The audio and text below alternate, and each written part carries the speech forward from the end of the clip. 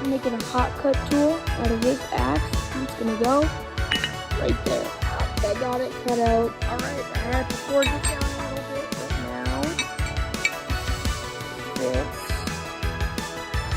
Hold up, that's the wrong way. Fits in the hardy hole, and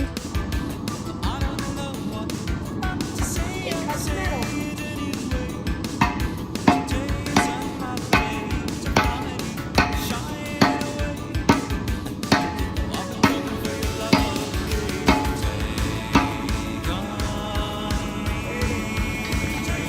Alright guys, thanks for watching. I plan on using this bit for upcoming videos. You'll probably see it a lot because it's very helpful, and I hate the angle.